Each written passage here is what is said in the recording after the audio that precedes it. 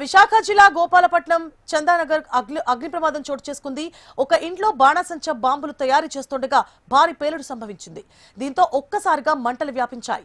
మంటలు చెలరేగడంతో ప్రజలు భయాందోళనతో పరుగులు పెట్టారు. ఘటనా స్థలానికి చేరుకున్న అగ్నిమాపక సిబ్బంది, గోపాలపట్నం పోలీసులు పరిస్థితిని అదుపు చేశారు. 2 రోజుల్లో గ్రామ దేవతల పండుగలు ఉండడంతో బాణాసంచా తయారీ కోసం రసాయన మందులు స్టాక్ చేశారని పోలీసులు తెలిపారు. అయితే ఈ ఘటనలో ఎవరికీ ప్రమాదం జరగకపోవడంతో అంతా ఊపిరి పీల్చుకున్నారు. ఇక ప్రస్తుతం మంటలు కూడా పూర్తిగా అదుపులోకి వచ్చాయని అధికారులు తెలిపారు. వచ్చిన తర్వాత ఇలా పొగలు వస్తాయని చూస్తే అందరు పరిగెత్తుకొని వస్తున్నారు. పరిగెత్తుకొని వస్తే చూసాము. ఈ లోపు జీపులు అన్నీ వచ్చాయి. సిఏ గారు వాళ్ళు అందరూ మనకి బాగా ఇచ్చేసారు, కాపాడారు అందరినీ.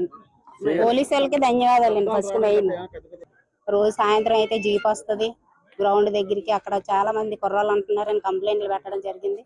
సారాలు వస్తుంటారు, చూస్తుంటారు. కాకపోతే ఇలా అవుతుందని 2-3 సార్లు హెచ్చరించడం జరిగింది. మరి అతను తెలియకుండా ఇలా చేస్తే ఎవరు చూడలేదు.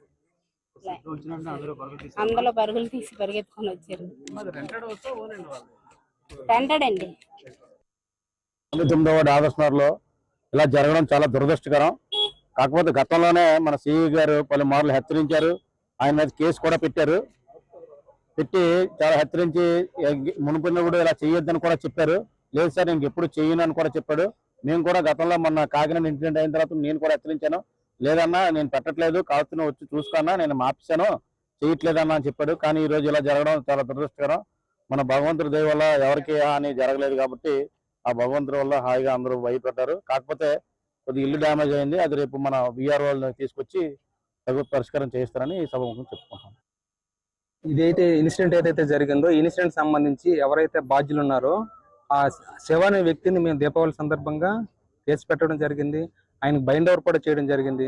ఫ్రీక్వెంట్ గా వాళ్ళ ఇంట్లో విజిట్లు కూడా చేయడం జరిగింది. రీసెంట్ గా ఒక 15 days బ్యాక్ నేనే పర్సనల్ గా వచ్చి ఇల్లంతా విజిట్ చేశాను. మొత్తం వాటర్ తో మొత్తం అంతా కడిగించడం కూడా జరిగింది. ఏమైనా గోని సంచులు లాంటివి ఉన్నట్లయితే ఇక్కడ శ్మశానాలు తీసుకొచ్చి కాల్ చేయడం కూడా జరిగింది.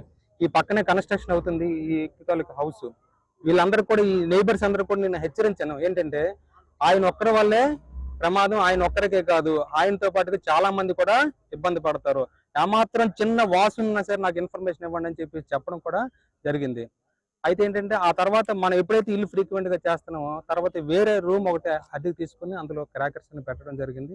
ఈరోజు అదే ఇన్సిడెంట్ కి కారణమైంది. ఎవరికి ఎటువంటి క్యాజువాలిటీస్ అయితే ఏమి లేవండి.